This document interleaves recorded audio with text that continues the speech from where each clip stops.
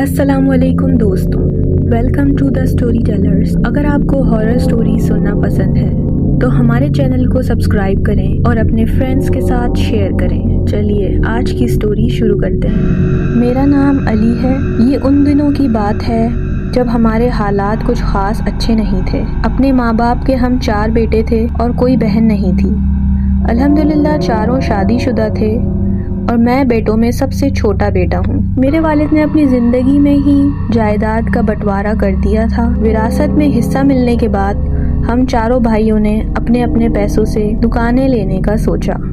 2 भाइयों ने कपड़े की दुकान की और हम 2 भाइयों ने सोचा कि हम मिठाई की दुकान खोलते हैं। क्योंकि हमें खासा तजुर्बा था और मेरे वालिद हलवाई थे, हमने जामा क्लॉथ मार्केट के करीब दुकान ली, शानदार सजाई और बिस्मिल्लाह की।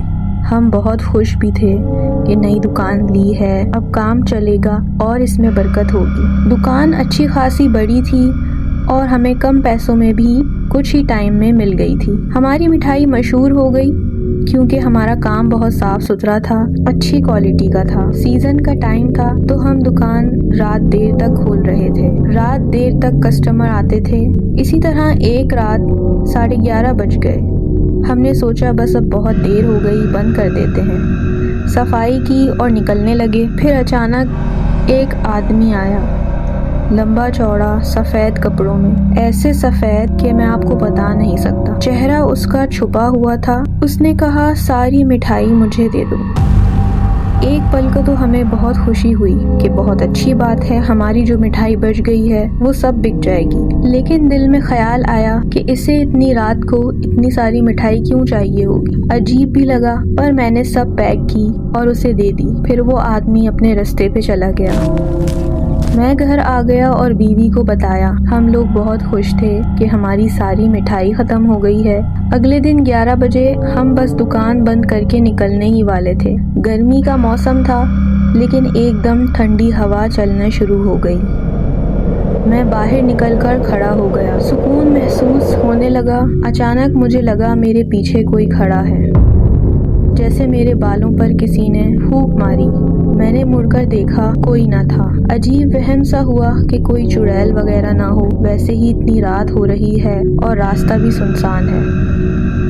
मैं अंदर आया और सामान समेटने लगा तो अचानक सामने से वही आदमी चलता हुआ नजर आया। वो हमारी दुकान पे आके रुका और कहा कि सारी मिठाई मुझे दे दो। हमें अजीब लगा कि फिर वही आदमी। खैर हमने कुछ नहीं बोला और सब पैक कर दिया। उसके बाद दुकान बंद की और वो भी अपने रास्ते पे चला गया और हम भी घर आ गए। अगले दिन फिर रात को हमने दुकान देर तक खोले रखी और फिर से वही आदमी सफ़ेद कपड़ों में आया और सारी मिठाई ले गया और ये रोज़ का मामूल हो गया था। मैंने नोट किया कि जब वो आने वाला होता है तो ठंडी हवाएं चलने लगती हैं, जैसे किसी दूसरी मखलूक का झुंड आया हो। हम दोनों भाइयों का सर भारी सा हो जाता था और जब वो जाता था सब सही हो जाता था। हवाएं रुक जाती थी और हमारी तबीयत भी बेहतर हो जाती थी। जब भी वो आता था रोड पर कोई ना होता था, रोड बिल्कुल सुनसान होता था और जब थोड़ा आगे जाता तो एकदम धुआं सा हो जाता, जैसे बिल्कुल गायब। खैर हमने कुछ दिन तक नज़रअंदाज किया। ऐसे ही रोज़ होता गया और वो आते ही सारी मिठाई ले जाता था। हम भी लालच में आ गए, चीज़ें नज़रअंदाज करने लगे। दुकान खोले रखते रात तक कि वो आदमी आएगा और सारी मिठाई ले जाएगा। ढेरों मिठाई बनवाने लगे कि रात को तो वो ले ही जाएगा और हमने बहुत पैसे भी कमाए। फिर एक दिन भाई ने कहा ये आदमी कौन है, हमें पता लगाना चाहिए। आखिर इतने दिनों से हमारे पास आ रहा है और रोज़ एक ही टाइम पे आता है और सारी मिठाई ले जाता है। हमने सोचा कि जब वो आएगा और वापस जाएगा तो हम उसे फॉलो करेंगे। रात को 11:30 बज गए, वो ना आया। हमने इंतज़ार में 12 बजे तक दुकान खोले रखी। फिर अचानक ठंडी हवाएं चलना शुरू हो गईं, जैसे कि उसका इस्तकबाल किया हो। वो दूर से आता हुआ नज़र आया।